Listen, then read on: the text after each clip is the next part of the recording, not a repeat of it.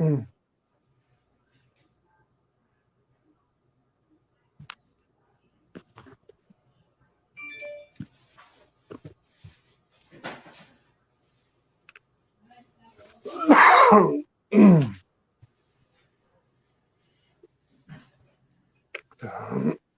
Olá a todas e a todos. É com imensa satisfação, é com imensa alegria que nós estamos aqui numa sexta-feira, dia 28 de agosto de 2020, última sexta-feira de Oxalá do mês Olubagé, desse mês tão importante para o nosso querido velho, como se diz no santo, né?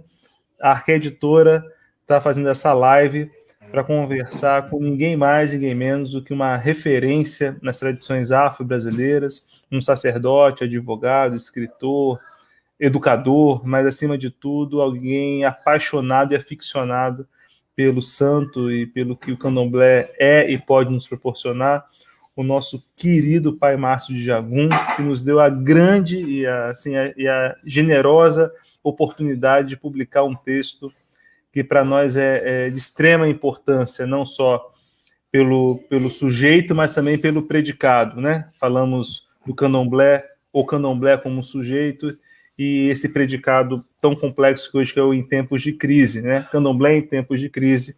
Esse foi o título que Pai Márcio de Jagum nos brindou, mas quando nós estamos... eu sou do santo, o Pai Márcio é sacerdote do santo, e eu tenho que seguir com muita honra os protocolos que o candomblé nos ensina. Então eu peço a benção, Pai Márcio, e as suas considerações iniciais. Que meu Pai Omolu abençoe você, João, abençoe a todas e todos que nos ouvem, nos abençoe a todos, e peço a sua bênção também, assim como a de todos e todos que nos ouvem. Muito obrigado, Pai Márcio, pelas suas bênçãos, e sinta-se em casa aqui no nosso espaço na Arca Editora, lembrando a todos que essa live está sendo transmitida pelo Facebook e que todas e todos podem acessar o nosso site www.arcaeditora.com.br, e o lançamento desse mês é o lançamento do livro Candomblé em Tempos de Crise, de autoria do Pai Márcio de Jagum, e como ele é o meu mais velho e além disso é o autor, e no mês do velho, ele é do velho, né, nós deixamos um exemplar para ele, então nós vamos dar a honra que o Pai Márcio apresente o livro a todos vocês aí em primeira mão. E por favor, Pai Márcio, suas considerações iniciais, sinta-se à vontade para falar o que a sua alma e o seu coração desejam transmitir ao nosso público. Eu tenho uma alegria muito grande de poder dividir esse momento com vocês, porque todos nós fomos muito impactados por essa pandemia. Todos nós fomos impactados. E eu, particularmente, vivi muitos momentos alternados diante dessa crise. Não parei de trabalhar, né, embora remotamente, e como eu tenho uma vida muito agitada, eu tenho várias frentes de trabalho, me desloco, às vezes, ao longo do dia, para 2, 3 ambientes diferentes. Ficar, de repente, obrigatoriamente confinado em casa, no primeiro momento, me trouxe um desconforto, um incômodo muito grande, sem contar com toda essa preocupação, com toda essa tensão que envolvia não só a nossa cidade, o nosso país e o mundo em que nós estamos inseridos. E eu me lembro muito bem, João, eu vou te falar que você é parte desse negócio. Eu me lembro muito bem que uma semana antes do João me ligar, um aluno meu, ex-aluno, que virou amigo, aliás, como todos, eu tenho muita alegria em relação a isso, a gente estabelecer esses laços fraternos, amigos, com as pessoas que passam pela nossa vida, que dividem com a gente uma sala de aula. Um aluno me ligou e disse assim: mestre, e aí, quando é que vai sair o próximo livro? Eu disse a ele: Serginho, eu estou com muita preguiça, Serginho, eu não quero escrever mais não. Não estou com vontade de escrever. Ah, mestre, vamos lá, vamos fazer alguma coisa, não sei o que e tal.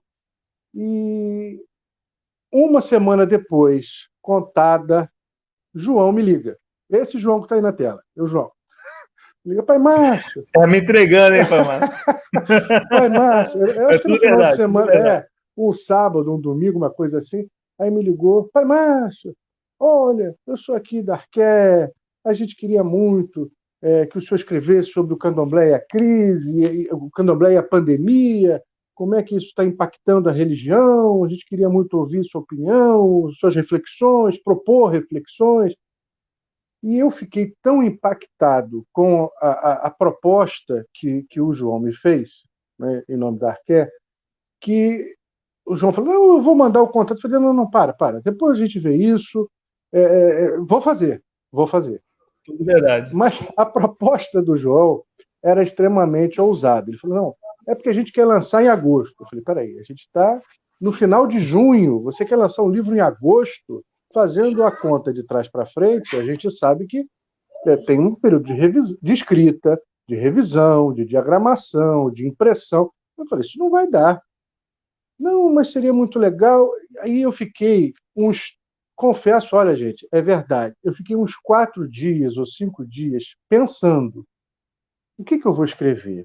Eu estou corroído por um monte de emoções, um monte de sensações, instigado por essa oportunidade, mas eu não queria que fosse uma abordagem temporal ou temporária sobre a pandemia. Eu queria que a gente pudesse pensar todo o impacto que o candomblé sofre, não apenas com a Covid, e que não foi pouca coisa, mas também com os impactos que nós já sofríamos no passado. E comecei a perguntar como é que nós, candomblecistas, como é que a nossa religião passou pelas outras pandemias, como a febre amarela, como a gripe de 1918, e como nós vamos superar as crises que estão inacabadas, que já existiam, que já pré-existiam a Covid, como o racismo, como a homofobia, como a violência, como a xenofobia, e vão continuar, infelizmente, entre nós, exatamente. E eu fiquei, então, uns 5 ou 6 dias pensando qual seria a nossa linha de desenvolvimento. E comecei a trabalhar, portanto, exatamente no dia 3 de junho. 3 de junho. E eu marcava no relógio 5h30 da manhã. Era o horário que eu botava o relógio para começar a escrever. Todo dia, às 5h30 da manhã. E escrevi o livro. Eu gosto sempre de dizer, escrevemos o livro, porque as minhas mãos podem ter servido para digitar, mas os conhecimentos não são meus. Os conhecimentos vêm de antes de mim, vêm de heróis e heroínas que nos antecederam, que nos precederam, que enfrentaram efetivamente 500 anos de intolerâncias, que enfrentaram o tráfico de homens e mulheres escravizados, de sábios e sábias que constituíram essa nossa religiosidade, a filosofia que transcende os espaços geográficos, transcende o tempo. Então, eu penso que todos nós somos elos de uma grande corrente, não uma corrente que aprisiona, mas uma corrente que fortalece, uma corrente que resguarda, uma corrente de vidas infinitas. Então, escrevemos esse livro em 20 dias. Não, 20 dias, exato. Se me permite, pai, mas eu ia falar justamente isso. Minha mãe de santo, a mãe Marilise Rivas, que aliás também é uma entusiasta dessa proposta, fico muito feliz quando soube que a Arqué estava publicando esse texto com você, comenta que de uma maneira a gente viveu em vários aspectos, né? O que se passa num rondeme, né? Dentro da camarinha, dentro do espaço sagrado, né? Foram 20 dias mais um de Panã e foi 21 dias aí que essa obra acabou sendo construída, né? E depois, você pode mostrar para nós aí, em primeira mão, aí o livro físico, né? Que a gente pode tocar. Esse é um livro belíssimo. Eu realmente fiquei encantado com o texto, fiquei muito curioso, né, como é que ia casar a ilustração e a imagem com o texto, e como não sou eu responsável por esse processo, a nossa artista Alexandra Abdala, eu posso ser bastante elogioso. Tá uma obra de arte, em termos de conteúdo ficou e forma, né? É um conteúdo. Ficou muito bonito. Olha essa abertura de livro, né? Essa orelha. Ficou muito bonito. O livro ficou todo muito bonito.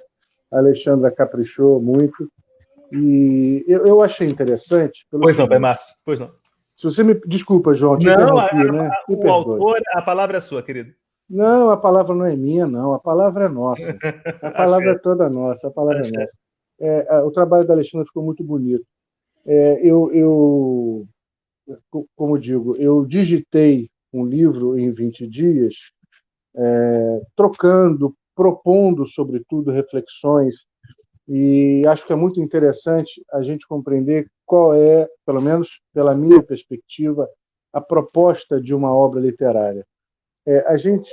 Eu pelo menos penso assim, a gente escreve não para que as pessoas leiam, para que as pessoas depreendam a minha palavra ou a palavra que eu apresentei, mas para propor reflexões, né? Então, o candomblé em tempos de crise, pensando a religião antes, durante e depois da pandemia, é uma proposta de reflexão sobre o que o candomblé enfrentava, sobre o que o candomblé hoje enfrentou peculiarmente em relação à pandemia e como imaginamos ou como poderemos pensar a nossa religião depois da pandemia.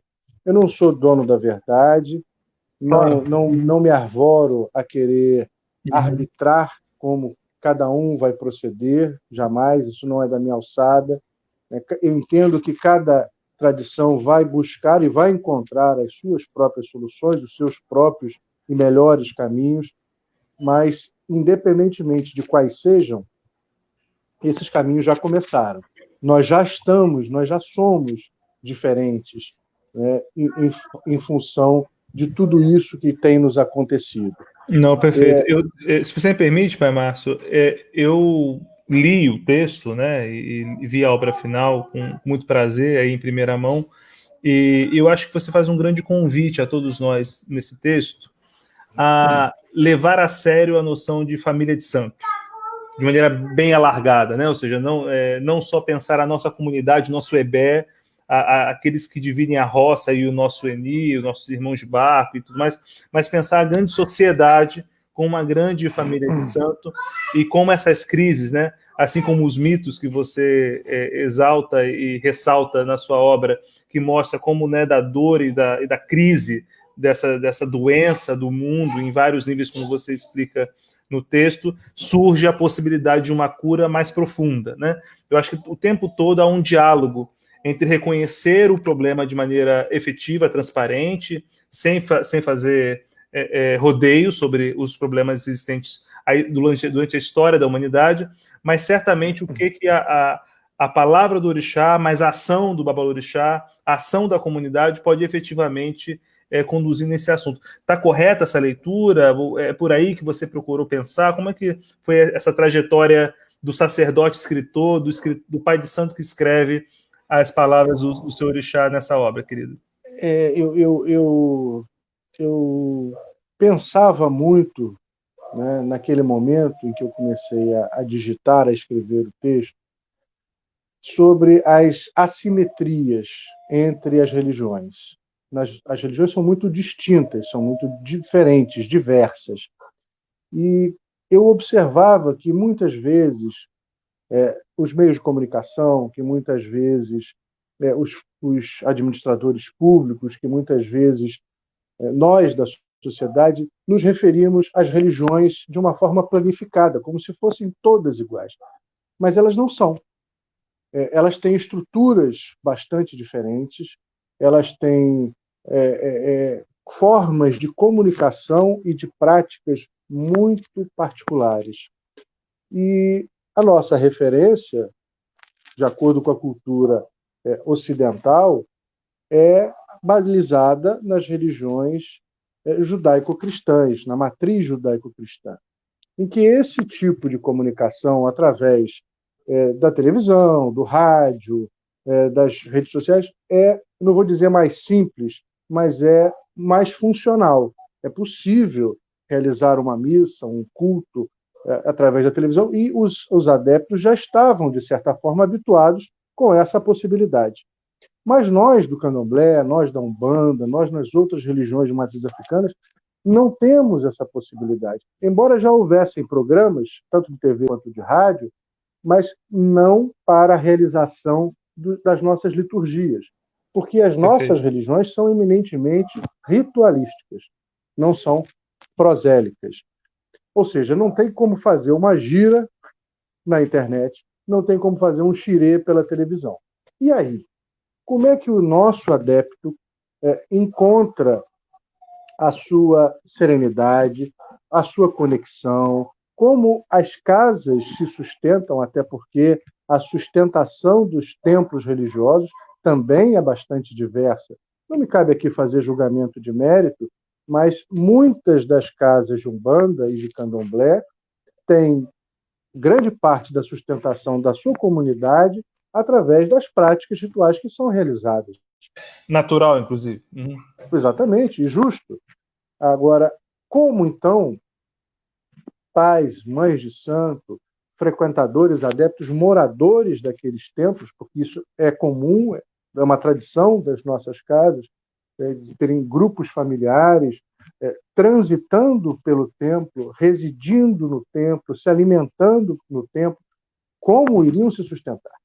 E não houve uma proposta efetiva, não houve um debate sobre essas peculiaridades.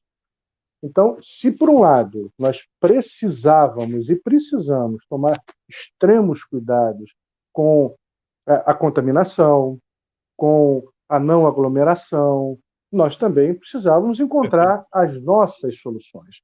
Então, todo esse fervilhar de pensamentos, todas essas distinções práticas, todas essas peculiaridades das religiões, foram me despertando também perguntas, não é? Perguntas que são comuns na mesa de jogo, perguntas que são comuns a nós humanos.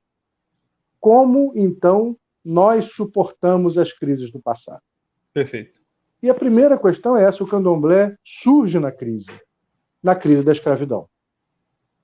No momento em que homens, mulheres, maduros e crianças são trazidos para cá, numa diáspora forçada, né? Ultrajados, violentados, torturados, e ainda assim nos deram um primeiro exemplo, um grande exemplo, um estrutural exemplo de união, de superação, de generosidade e, sobretudo, de fé, onde antigos inimigos de etnias distintas se encontraram, venceram as suas próprias e antigas rivalidades e começaram a praticar juntos, a constituir juntos, a amalgamar juntos, a lapidar juntos esse legado que chegou para nós, antes chamado Calundu, hoje chamado Candomblé. Então, essa é a primeira crise que o Candomblé, pode-se dizer, né, não só enfrentou, como forjou essa religião. É evidente que o candomblé que a gente conhece hoje, no formato que nós praticamos, não é exatamente o que começou, porque ele foi se adaptando. Ainda inclusive, bem, né? Ainda inclusive, bem. Exatamente, inclusive as perseguições. Por isso a gente também aborda no livro os 500 anos de perseguições. E fiz questão de citar casos muito impactantes, acontecidos desde o século XVIII, século XIX, de comprovações de que esta religiosidade já era extremamente útil para acalentar os corações, para unir as pessoas, para resistir a todos os tipos de opressão. E os candomblés, ao longo desses 500 anos, a gente pode chamar assim, né? Embora o formato não seja igual a 500 anos, mas a religiosidade, a matriz, existe aqui desde que os primeiros homens e mulheres pisaram aqui. Os orixás vieram dentro deles, vieram com eles. Por definição. E aqui eles reencontraram esses deuses, eles reencontraram esses deuses na natureza. que, embora tivesse uma fauna e uma flora peculiares, eram também vegetais, eram minerais. A terra em que eles pisaram aqui era a mesma terra, o mesmo chão desse planeta que eles pisaram do outro lado do Atlântico. Então, esse culto que tem como cerne o contato com a natureza, a divinação da natureza, foi possível, porque a natureza também estava aqui. Não, perfeito. Márcio, perfeitas colocações. E agradeço aí os vários comentários, já são muitos. Chamou a atenção muito de uma querida professora, pesquisadora também iniciada no Candomblé, a professora Estela Caputo, disse que está linda a capa, que quer ver o livro. Também o pai Paulo de Oxalá, um amigo nosso, né, Pai Márcio, colunista do Jornal Extra, um sacerdote de escola, enfim, um povo do Candomblé do Rio de Janeiro, mas também pessoas da Bahia já se manifestando aqui, do Maranhão. Então, estamos aí alcançando muitas pessoas e eu espero que esse texto também possa chegar a essas várias pessoas, né? Um ponto que você já foi tratando de alguma maneira dentro da sua fala, então eu já vou pular algumas perguntas que apareceram, mas uma pergunta que eu acho que marca bastante, e você começou a falar um pouquinho, na sua visão, e acho que isso está bem posto no livro, mas se você puder antecipar um pouco da sua visão de mundo, como você acredita que o orixá pode nos ajudar nessa superação da crise, né? Principalmente essa crise de saúde? Eu quero pontuar bastante que quando nós falamos pela Arqué para trazer a proposta, o Pai Márcio foi muito feliz em dizer assim, João, sim, eu quero marcar o ponto da crise, mas eu também quero dizer de uma visão um pouco mais ampla sobre o percurso dessas várias crises do mundo, né? O Pai Márcio foi muito, muito feliz nessa colocação. Mas o fato né? Daqui a 30 anos, 40 anos, 50 anos, as pessoas vão querer saber o que aconteceu na pandemia. E certamente muitas pessoas vão estar interessadas em saber o que aconteceu com o candomblé na pandemia. O que o nosso orixá, Pai Márcio, na sua visão como sacerdote, babalorixá, como pesquisador, né, como educador, você entende que o orixá pode nos ajudar na saúde em tempos de crise, em especial nessa crise agora do Covid? Pois é, João, não tem como eu te responder uma pergunta tão presente sem considerar o passado. E essa é uma lição, é um ensinamento que a filosofia urubá nos oferece de forma estrutural ou estruturante, né? É a subversão do tempo, a sincronicidade do tempo. Então, nós somos hoje, nós podemos hoje enfrentar os desafios do futuro porque nós tivemos e nós temos esse arcabouço que vem do passado, esses exemplos, temos a presença dos nossos ancestrais, temos a nossa lógica de conduta, a nossa lógica social, a nossa lógica educacional, e aí eu preciso falar do orgulho, da satisfação que eu tenho de participar do grupo de pesquisa da Estela na UERJ, o grupo Quequerê. A Estela é uma pessoa brilhante, pioneira da linha de educação, de pesquisa no sentido das crianças de terreiro. Saudar o nosso querido pai Paulo de Oxalá, amigo de longa data, todos e todas, amigos, alunos, alunas que estão nos acompanhando. Eu estou vendo aqui, é bem pequenininho, você sabe que eu não enxergo muito bem, mas dá para ver alguns conhecidos. E uma pergunta uma resposta que vai nos ajudar a responder essa indagação que eu coloquei no livro, né? Onde está Deus? Onde está Deus? É uma pergunta que eu me sinto obrigado a tentar encontrar a resposta, não agora, mas com aqueles homens e mulheres que vieram para cá, que foram escravizados. A gente dá uma topada, João, a gente adoece, João, e a gente pergunta assim, mas, meu Deus, o que eu fiz? Perfeito. Meu Deus, eu mereço isso. Aí quer chutar tudo, quer jogar tudo fora, quer rasgar roupa, quer abandonar. E eu fico pensando, mas como essas pessoas tiveram um arcabouço de fé, uma determinação, uma capacidade de superação tamanha que resistiram à escravidão, a uma brutalidade absurda. Então, esse é um primeiro exemplo. A pergunta onde está Deus é importante porque, dentro desta filosofia que é nossa matriz, Deus, Olorum, é um regulador do universo. Daí um dos seus títulos, Gbaeorum, o grande organizador, o grande arquiteto, o grande regulador do universo. E esse regulador nos faculta aprender, inclusive com as crises, mas não é ele que provoca a crise. E esta é uma noção importante porque não é a mão de Deus que assina nenhuma declaração de guerra, não é a mão de Deus que provocou o Holocausto Negro, nem o Holocausto dos judeus, nem a dizimação dos indígenas, nem a devastação das florestas. Não é Deus que provoca crises, não é este Deus dos iorubás que tortura, que mata, somos nós, humanos. Então, esta reflexão é muito importante para a gente começar Perfeito. a pensar, começar a ponderar aonde está Deus e aonde estamos nós. O que faz Deus e o que fazemos nós. O que pode Deus e o que devemos nós fazermos. Portanto, essa é uma reflexão bastante importante, como eu gosto de dizer, exúdica. Ela é alicerçal. Ela é alicerçal. Perfeito.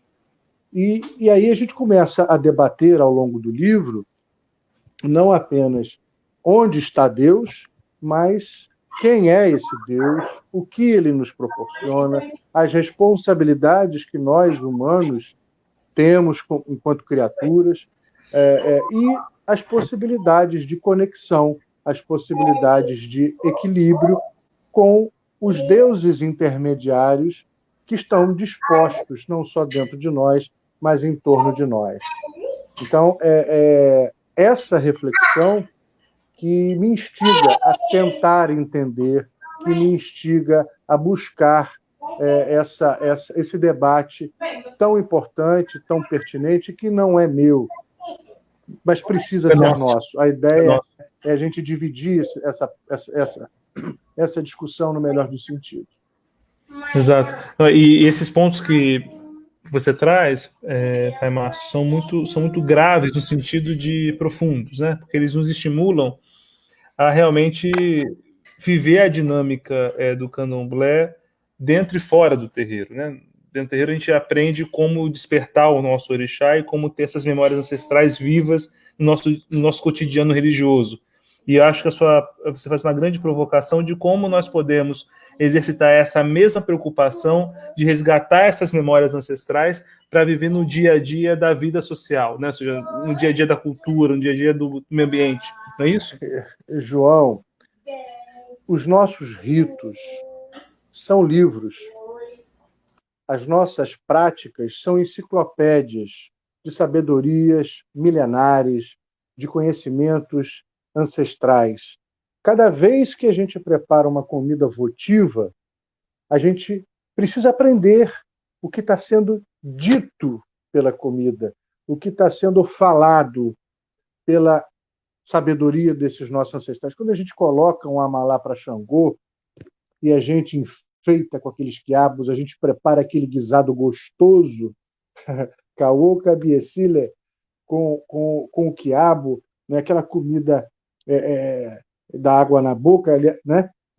A gente está aprendendo ali, através dos itãs, dos mitos, que Xangô, quando esteve sitiado na cidade de Oió, quando se viu cercado pelos exércitos inimigos, estava com seu grupo em menor número, quando ele se viu acuado, ele pensou, vamos buscar todas as plantações de quiabo, prepara o guisado e impregna toda essa pedreira que está em torno de Oió, porque Oió é uma cidade que é cercada por rochas, e os inimigos não conseguiam subir, não conseguiram atacar. O que o Amalá está nos ensinando, entre tantas coisas?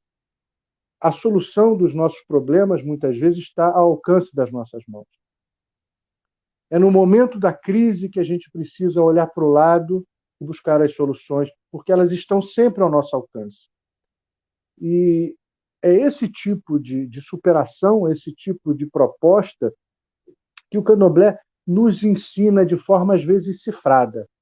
E todas as vezes que a gente tem a chance de refletir sobre essa filosofia, de pensar como eles pensavam, de compreender essas outras lógicas, a gente pode também enfrentar as nossas crises cotidianas. Ao longo do livro, quando a gente fala dos 500 anos de perseguição, e a gente cita casos de séculos passados, mas casos atuais, como a menina Kailane, que levou uma pedrada, como o primeiro caso de exílio religioso, como o primeiro caso de atentado religioso, embora esses atentados aconteçam desde que esses homens e mulheres foram trazidos na condição de escravizados para cá, mas oficialmente, né, documentalmente, o primeiro caso de exílio religioso acontece em 2018, aqui no Rio de Janeiro. Ou seja, essas crises de intolerância, de perseguição, de racismo institucional, de racismo religioso, são recorrentes. E eu faço questão também de trazer aqui no livro os marcos regulatórios, em que as leis, tanto nacionais quanto internacionais, foram demarcando o avanço das liberdades, inclusive da liberdade religiosa. E são subsídios importantes que nós precisamos ter às mãos. Nós precisamos saber que existem tratados, que existem regras, que existem leis, que têm que ser não só invocadas, elas precisam ser praticadas, elas precisam ser conhecidas de todos nós. E por isso, eu quando vejo uma capa em que a religião, né, o exemplo de Omolu, as palhas sagradas, nos convidam à leitura, eu entendo e entendi a proposta da Alexandra, que foi brilhante, no sentido de que a religião ela pode, e a religião deve falar de história, pode e deve falar de direito ou de direitos, pode e deve falar de geografia. Então, a nossa ideia é passear por esses temas, tentando compreender onde nós chegamos e aonde nós pretendemos chegar. Nós temos, a partir desta pandemia, João, uma série de outros desafios. O Candomblé sempre foi uma religião inclusiva. O Candomblé nos dá muitos exemplos no que diz respeito à acessibilidade. Eu nunca vi um terreiro de Candomblé fechar as portas para alguém que não pudesse enxergar, para alguém que não pudesse ouvir, para alguém que não pudesse andar. Oxalá bota a mão, né? Oxalá bota a mão neles, né? Axé. Isso não pode.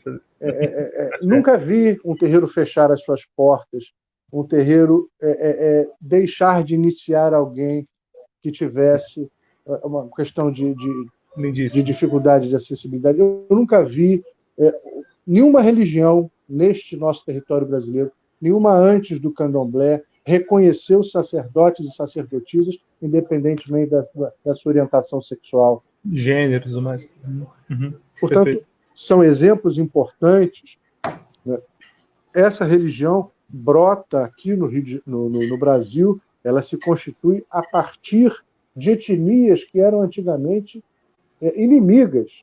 Então, a xenofobia também não é um impedimento para as práticas do candomblé. O candomblé, João, sempre foi uma embaixada da diversidade. Onde tem um terreiro de candomblé, onde tem uma bandeira branca, tem ali lugar de exílio, lugar de abrigo, lugar de resistência, lugar de memória, lugar de história, lugar de direitos.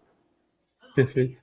Perfeito. É engraçado que me permite usar a palavra brincando, até porque se xirê é brincadeira, a gente pode brincar ao falar do candomblé, não é mesmo?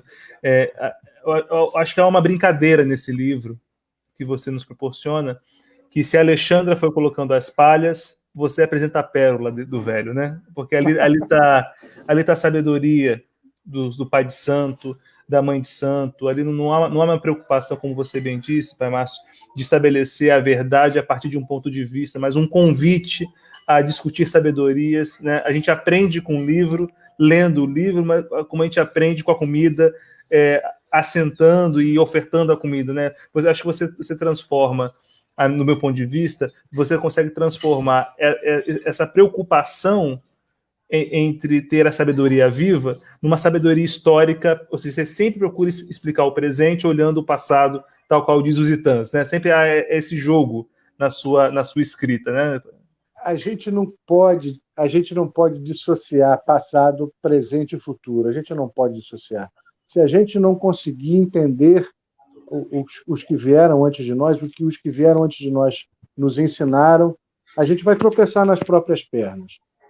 Então, uma das questões que a gente discute, né, a partir dessas questões históricas, desses marcos jurídicos, também são questões filosóficas da nossa religiosidade. Então, por exemplo, dos desafios que a gente teve e tem na pandemia é o atendimento. E as consultas oraculares à distância. E até que ponto a gente deve, até que ponto a filosofia do candomblé nos faz compreender isso tudo. E é interessante que essa tecnologia dele, João, é um negócio extraordinário, João. Antes de inventar a internet, a sinestesia já era reconhecida por eles faz tempo. E os nossos ancestrais, aqui mesmo no Brasil, já nos diziam isso.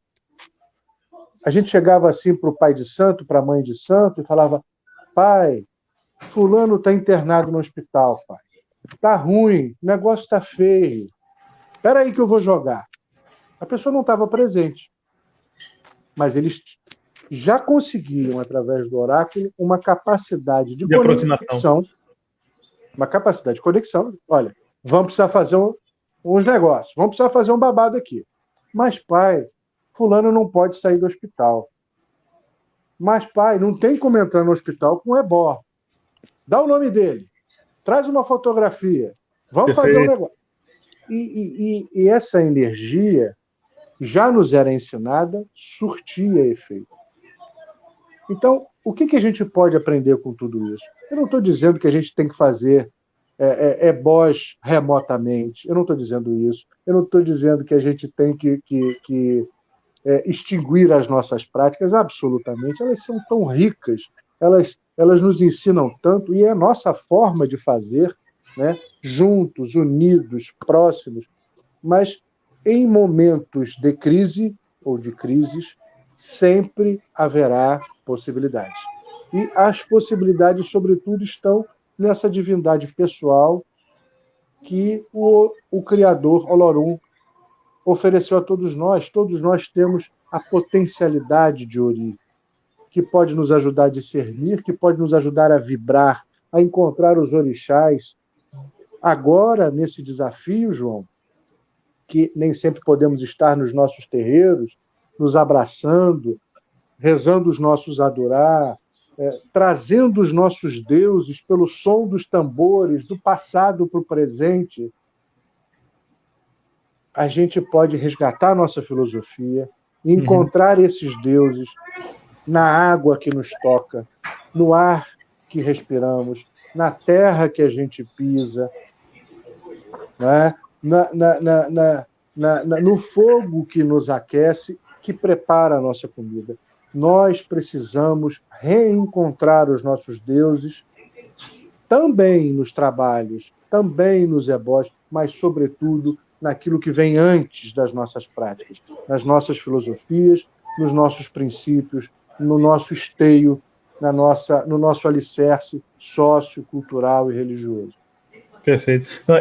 E pegando um pouco esse enredo da brincadeira, que é o xerê, a querida Estela Guedes Caputo, como é que é tanta gente aqui escrevendo que eu já perdi, o Ataíde Júnior, Ataíde, querido, lá no Pará. Salve, Ataíde. O Cássio Santana e outras Cássio é de pessoas. Niterói. Conheço o Cássio, querido, também. Eles fizeram uma brincadeira que a gente conversa lá no meu barracão, que quando a gente começa a ouvir a Mãe de Santo, lá na nossa casa é a Maria Elise Rivas, né? Aí é o pai Márcio de Jagum.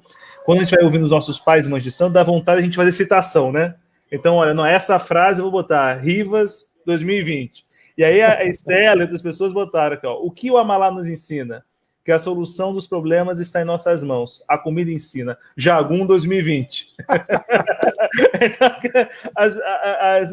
A brincadeira, o xerê, é justamente retratar um pouco, simbolizar um pouco dessa transmissão de conhecimento que é constante, que é viva, né? E nessa pegada, eu gostaria de agradecer muito aos pais e mães de santo que estão presentes nessa live, o pai Bruno, daqui de São Paulo, que tem muita gente escrevendo, viu?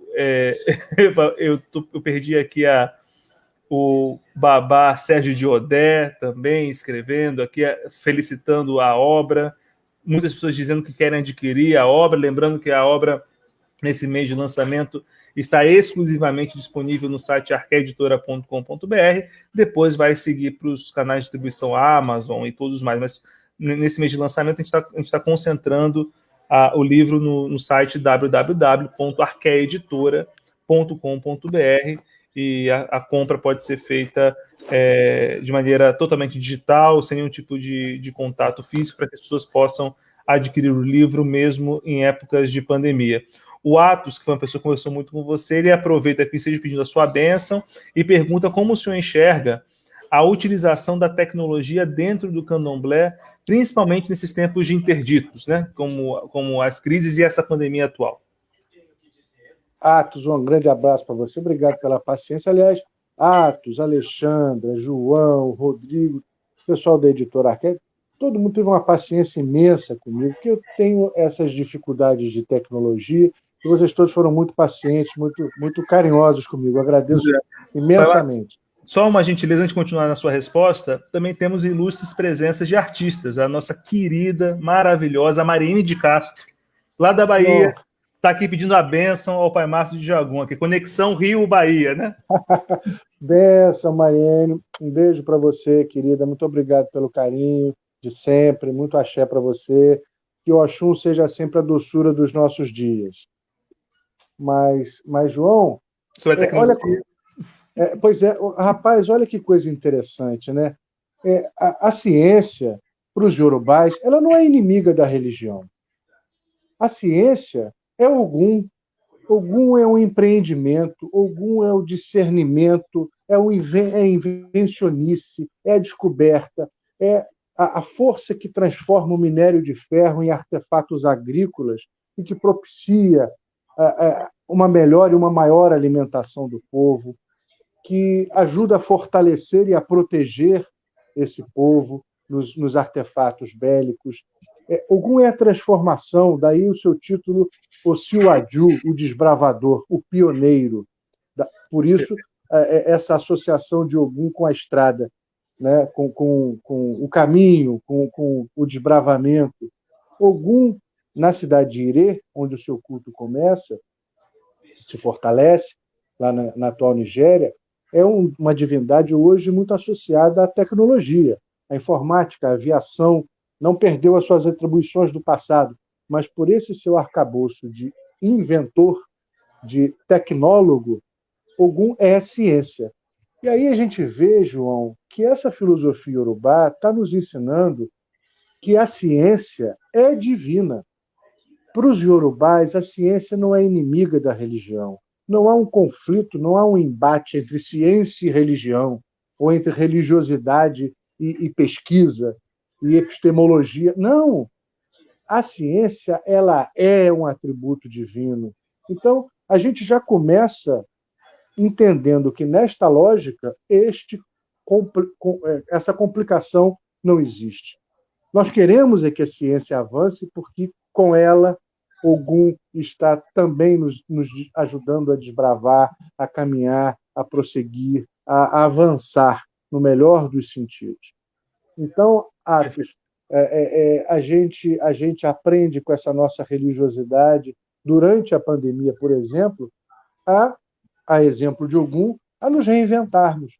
Né? Nós não podemos fazer o nosso xirê pela internet, mas a gente pode conversar pela internet, a gente pode se reunir pela internet, a gente pode rezar, a gente pode se conectar pela internet, e a gente sente essa vibração. Ela é efetiva, ela toca a nossa pele, ela faz o nosso coração pulsar, ela nos leva às lágrimas, porque a tecnologia é divina, a tecnologia que a internet reproduz, ela é possível através das nossas vibrações, do nosso ori, do nosso axé.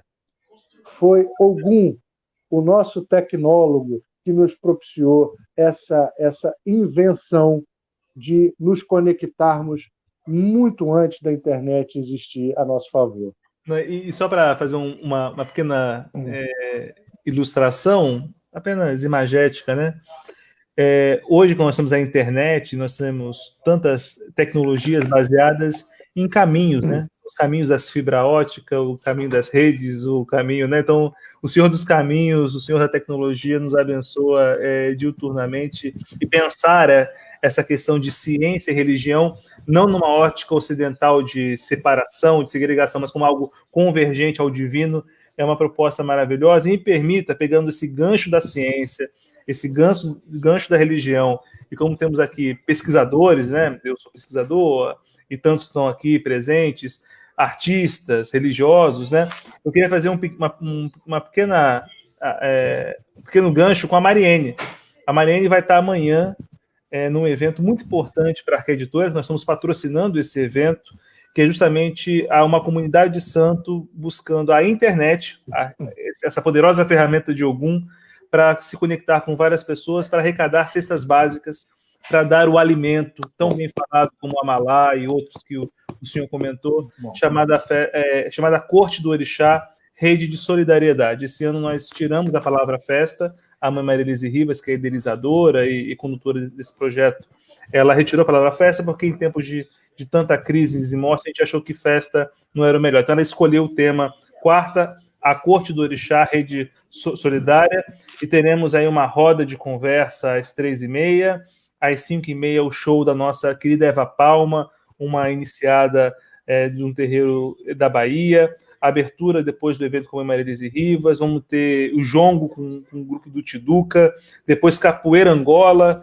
com o mestre Índio Mucambo, depois vamos ter um show de pagode, porque também tem que ter um pagode, tem que ter um bom samba, né, do grupo Toque de Sedução. Depois nós vamos ter um artista negro fantástico, maravilhoso, que é o nosso querido Maurício Tizumba. Finalmente vamos ter o show da Alessia Brandão, e para coroar o encerramento dessa festa, nós vamos ter o show da Mariene de Castro. A Arqueditora se orgulha de ser patrocinadora desse evento, vai ser amanhã no site da OECD, tanto no YouTube quanto no Facebook. E é isso que o Pai Márcio nos evoca aqui, né? Como o santo usa a sua sabedoria para conduzir a tecnologia à realização espiritual. Isso vai desde o alimento físico até o preenchimento da alma, não é isso, Pai Márcio? Eu não tenho dúvida, João. Parabéns pela iniciativa da Arqué, parabéns, Mariene, parabéns a todas e todos que se envolvem, que se sensibilizam com esse tipo de iniciativa, porque a religiosidade... Nós todos, humanos, somos imperfeitos, evidente, mas a prática da religiosidade ela precisa ter uma efetividade. Não me basta vestir Oxum, eu preciso entender quem é a água, eu preciso entender o que é a água, o que a água está nos oferecendo, o que a água está nos ensinando, se o laço é para frente ou se é para trás, se o amarelo que ela usa nas nossas casas é mais escuro ou mais claro, se é mais dourado ou não. São as práticas de cada um, as tradições de cada um, que precisam nos mostrar, mas o mais importante é que a gente aprenda, em cada um desses terreiros, com todas essas diversidades, gostos, tradições, efetivamente, quem é Oxum. Uhum. Então, se a gente cultua a maternidade, se a gente cultua a paternidade, se a gente cultua a infância, ser criança para a gente não é um problema, é um atributo, todos nós temos que voltar, todos nós temos que voltarmos, todos temos que voltar à condição de infância, para que possamos ser sacerdotes. Se eu não voltar ao útero materno, né, na iniciação, eu jamais poderei ser um sacerdote. Eu tenho que reexperimentar essa infância. Para nós, chamar alguém de infantil não é ofensa, é elogio. Perfeito. Então, a gente precisa entender isso. E entender é também praticar.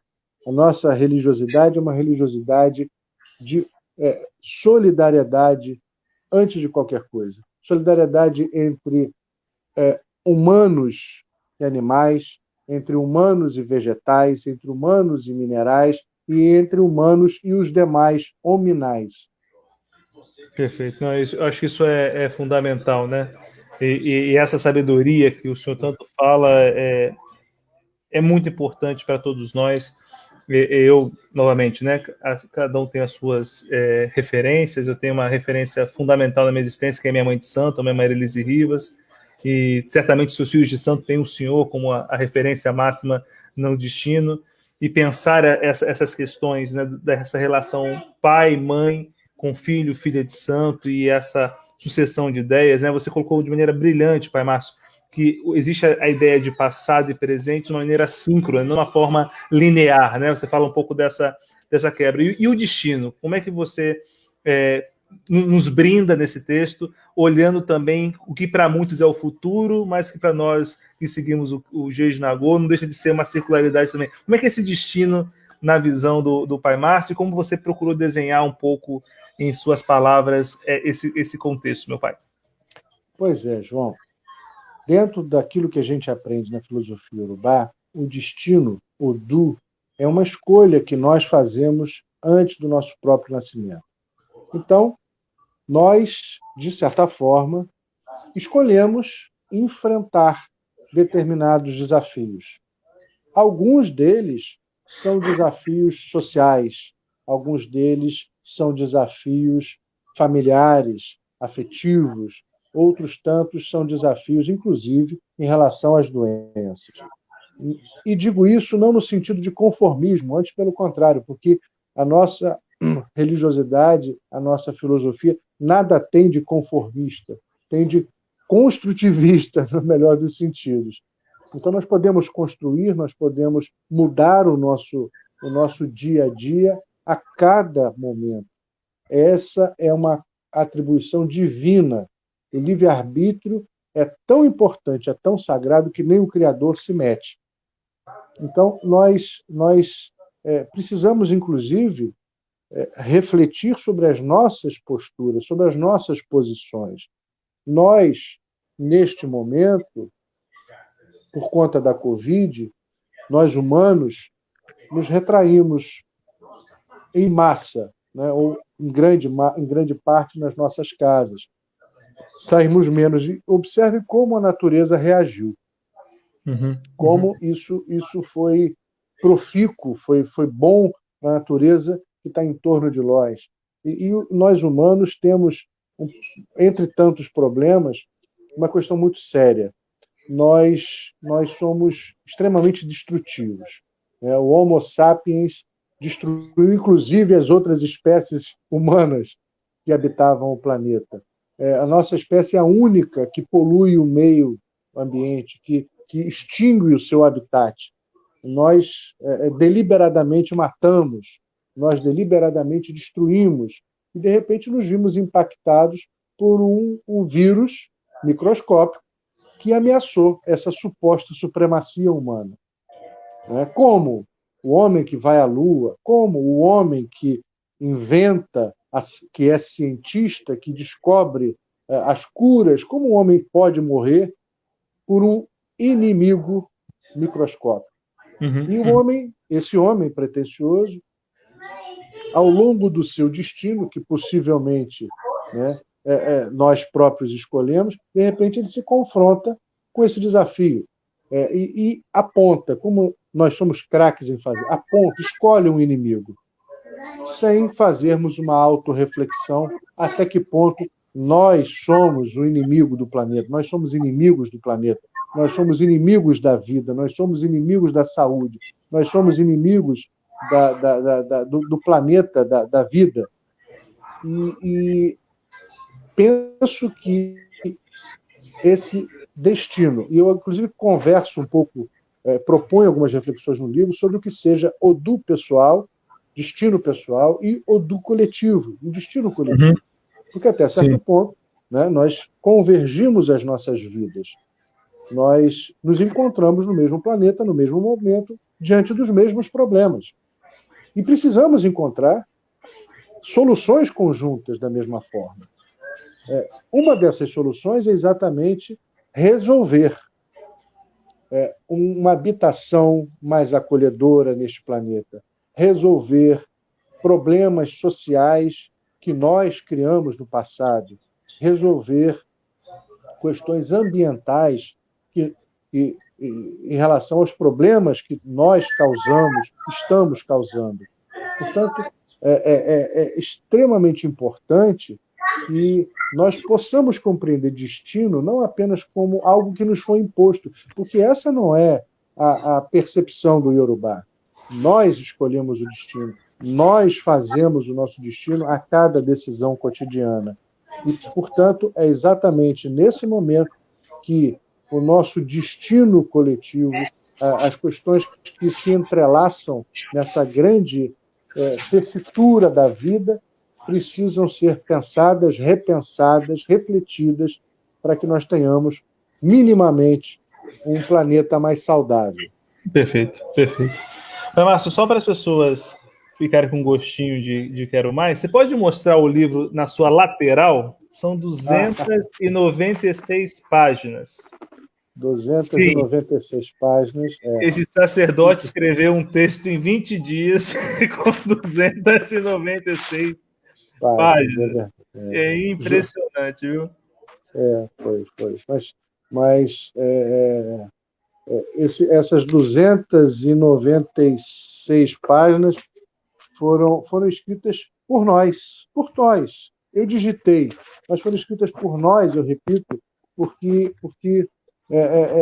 nós estamos vivendo essas questões, nós estamos pensando essas questões, Perfeito. Nós aprendemos juntos com os nossos ancestrais, estamos dividindo esse planeta exatamente nesse momento. Não existe eu, não há como pensar num livro que foi preparado para alguém ler. Não há uma relação vertical. Nós aprendemos isso no terreiro. Todas as relações são horizontalizadas. Então, é nosso e de verdade isso. São reflexões que eu penso e gostaria de dividir. Inclusive, João, essas reflexões nos dizem respeito a muitas práticas que são peculiares no candomblé. Nós somos, repito, religiosos numa estrutura de aproximação, de socialização. A gente se abraça, a gente se beija, a gente troca bênçãos. Os nossos ritos são de proximidade. A nossa prática, os nossos saberes são praticados. E se nós já tínhamos muitos cuidados com a comunidade, com os mais velhos, com os mais novos, se nós já tínhamos cuidados com a higiene, e eu aprendi isso e procuro disseminar isso. Olha, sujeira, lixo, é contra-axé. A gente não pode praticar religião com sujeira, com falta de higiene. Isso é contra-axé, como a gente diz na prática. Então, nós já tínhamos uma preocupação com a higiene muito grande. Certamente, essas preocupações irão arrefecer, irão aumentar cada vez mais. Arrefecer não, irão aumentar cada vez mais. Perfeito. Nós precisamos ter mais cuidados, sim, com nossa ritualística, com nossas práticas. Se nós cultuamos a natureza, a vida é um bem primordial. Nós não podemos banalizar a vida, nós não podemos desrespeitar a questão dos idosos, a questão das crianças. Nós temos que ter, todos nós, essa responsabilidade social. Exato. Eu acho que é uma coisa que ilustra muito bem, né? a dinâmica de um ilê, desde a gente ter que tomar o banho, nosso banho de ervas, enfim, tudo mais, para poder começar. Antes de qualquer coisa, tem que tomar um banho, né? E antes de tomar o banho, tem que esfriar, né? Para apaziguar. Ou seja, não é só uma limpeza no sentido da higiene física, mas também uma higiene íntima também, íntima no sentido da nossa alma, né? E eu acho que há uma provocação no texto o tempo todo para conectar essa relação, como o axé permeia esses vários níveis, né? E por falar em axé, né? O livro também carrega na sua página os 3 axés, viu? Vocês só viram o branco e o preto na frente, mas tem o vermelho na lateral, viu? Isso aqui a gente não deixamos de botar as cores do velho, viu? Foram todas as cores do velho. Aí vamos dizer que é um livro de fundamento. Não é? Tem itãs que são contados. O Pai Márcio generosamente explica algumas palavras em Yorubá que são utilizadas ao longo do texto. Há uma preocupação de ser um texto que o estudioso, o pesquisador, vai ter o interesse de buscar referência, mas também a pessoa que não é ligada tanto à área acadêmica, e sim apenas quer ler sobre o santo, né? Ter informação sobre o santo. Também tem uma linguagem muito apropriada para todos os tipos de pessoa. Ou seja, esse embaixador da diversidade que é o terreiro, Jagum 2020, como brincaram alguns na live, também está na forma da escrita. Não é só o conteúdo, no sentido de conteúdo pleno, né, Pai Márcio? Há uma preocupação de que ele seja acessível a todas e a todos, correto? Sem dúvida, sem dúvida. E Exu que nos ensina isso, que a gente pode e deve se comunicar. A nossa vida sem comunicação não existe. A comunicação, né, a disseminação do conhecimento, da troca, é um pressuposto da nossa própria existência. E como eu aprendi com esse livro, aliás, como eu aprendo com todos, pesquisando, ouvindo, uma das questões que eu aprendi, e faço questão de ressaltar, é como a gente aprende que o corpo fala de várias formas. Quando eu estava escrevendo um trecho do livro sobre as crises inacabadas, e falava sobre a questão da acessibilidade, olha que coisa interessante, eu falei isso com você. Eu fui procurado pelo Emerson, da Universidade do Sudoeste da Bahia. Verdade. E eu não o conhecia. Ele me ligou, dizendo: Pai Márcio, a gente está fazendo a transcrição do Yorubá a partir das suas obras para a comunidade de surdos. E eu falei: caramba! Eu sempre disse que a palavra é a vertente de Exu, que a palavra é a comunicação. Mas eu falei: não é só a palavra. O corpo fala como um todo, o corpo dissemina axé, o corpo se comunica, e a comunidade de surdos me ensinou isso. O trabalho que é feito pelo Emerson, pela equipe de pesquisa dele, me mostrou: caramba, é verdade. Como é que eu não entendi aquilo que a gente supostamente já sabia, né? Que chama o fulano de Omolu para fazer o ebó de saúde, porque o corpo é um transmissor de axé. Chama o fulano de Yansan para passar esse ebó aqui, porque nós estamos impregnados do axé, das energias que ressaltam em nós. Os nossos orixás excorporam de nós todo esse potencial. Então, a todo momento, essa nossa religiosidade já nos ensinava que não é só a boca que fala, que não é só o ouvido que escuta. A gente ouve vendo, a gente ouve sentindo, a gente fala fazendo.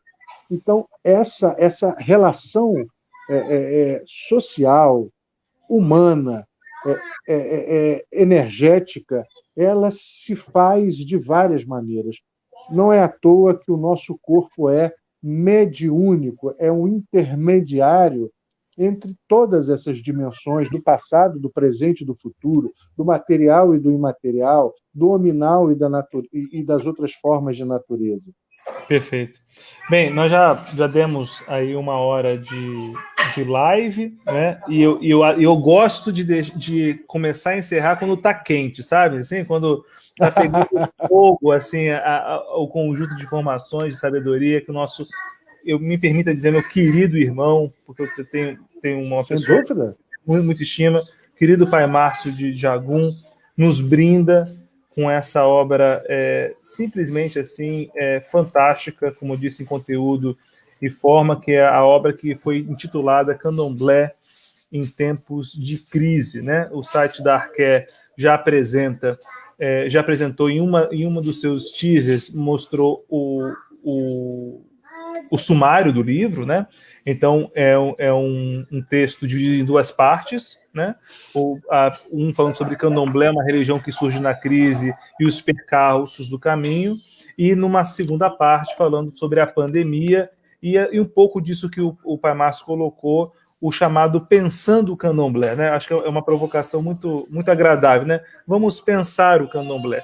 E a partir do Pensando o Candomblé, ele vai discorrer sobre uma série de questões que vão desde a sua essência até os processos curativos mais efetivos, né?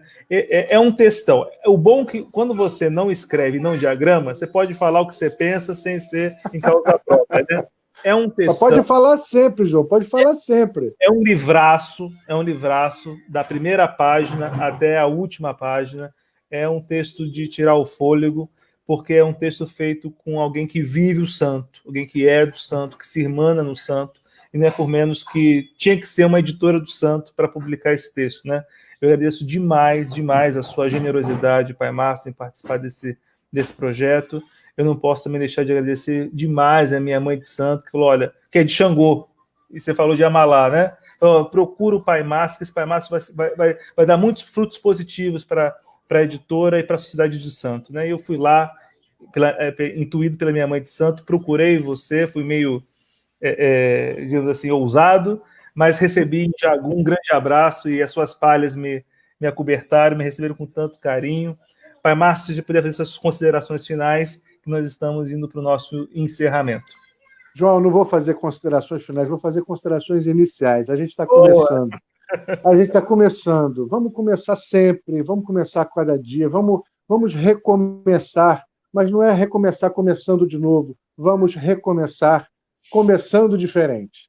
Como diz Exu, né, o início faz-se do início o final e do final o início. A gente não encerra, a gente recomeça.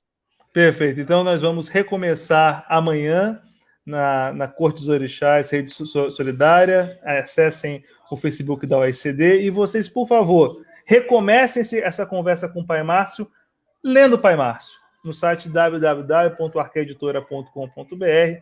Adquiram essa obra. Vamos valorizar o conhecimento de santo, do santo, né? Fala-se muito de pesquisadores que falam sobre religião. Nós temos um pesquisador que veio da religião, é da religião, respira e vive o santo. Então, Pai Márcio, muito, mas muito, muito obrigado. Agradeço a todas e a todos que participaram dessa live, com seus comentários, com os seus pedidos de bênção, com seus carinhos, literalmente do norte ao sul. Tivemos aí gente de todas as regiões do país. E, Pai Márcio, permita aí, no mês do Olubagé, dizer que está oficialmente lançado a obra do Candomblé de Pai Márcio de Jagum.